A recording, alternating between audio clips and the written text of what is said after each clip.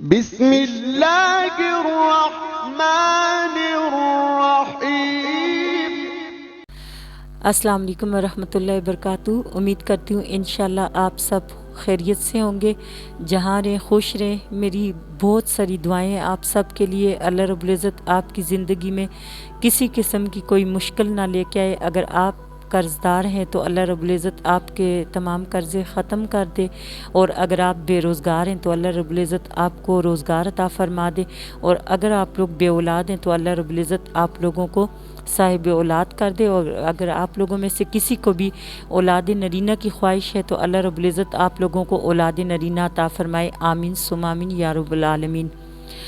آج میں جو وظیفہ آپ لوگوں کو بتانے جا رہی ہوں وہ اس مسئلے پہ ہے کہ جس طرح آپ لوگوں کا کوئی مقدمہ ہے، خاص قسم کا کوئی مقدمہ ہے، یا کوئی ایسی خاص قسم کی حاجت ہے کہ جس میں مقدمے سے متعلق ہی وہ ہو، جیسے کسی نے آپ پہ کوئی مقدمہ کیا ہو، یا آپ کسی مقدمے میں ملوث ہوں، یا آپ نے کسی پہ کیا ہو اور اس میں آپ کو کوئی وہ والے نتائج نہ مل رہے ہوں جو آپ کے حسب منشا یا آپ کے حسب خواہش ہے، تو اس کے لیے انتہائی یہ مجرب ترین ہے جو میں آپ کو بتانے جا رہی ہوں۔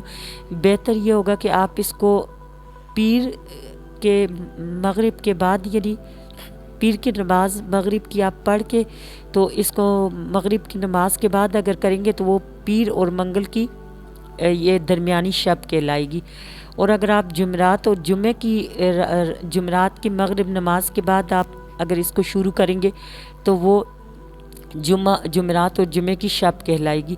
تو اس کا بہترین مطلب کہ ویسے آپ کسی بھی دن اس کو شروع کر سکتے ہیں، اور کرنا یہ ہے کہ آپ لوگوں نے عشاء کی نماز کے بعد ہی اس کو پڑھنا ہے، لیکن یہ ہے کہ اگر پیر کے مغرب کی نماز پڑھ کے، پیر کے دن آپ مغرب کی نماز پڑھ کے پھر اگر آپ اس کو کریں گے، یا جمعرات کی مغرب کی نماز پڑھ کے آپ اس کو شروع کریں گے تو اس کے زیادہ آپ کو جلدی نتائج ملیں گے انشاءاللہ تعالی۔ کرنا آپ لوگوں نے اس طرح کہ آپ لوگوں نے 2 رکعت صلاۃ حاجت پڑھنے عشاء کی نماز کے بعد۔ پہلے آپ نے مکمل عشاء کی نماز پڑھنی ہے، پھر آپ نے 2 رکعت صلاۃ حاجت کے نفل پڑھنے، اس کے بعد آپ لوگوں نے سجدے میں جا کے اول و آخر 11 مرتبہ درود شریف اور 313 مرتبہ ربی انی مغلوب فانتصر آپ نے پڑھنا ہے۔ عشاء کی نماز کے بعد آپ لوگوں نے 2 رکعت صلاۃ حاجت کے نفل پڑھنے، اس کے بعد آپ لوگوں نے سجدے میں جا کے اول و آخر 11 مرتبہ درود شریف کے ساتھ ربی انی مغلوب فانتصر پڑھنا ہے سجدے میں۔ یعنی پہلے آپ نفل پڑھ لیں گے، سلام پھیرنے کے بعد آپ سجدے میں جائیں گے اور اول آخر 11 مرتبہ درود شریف کے ساتھ اس آیت مبارکہ کو آپ پڑھیں گے۔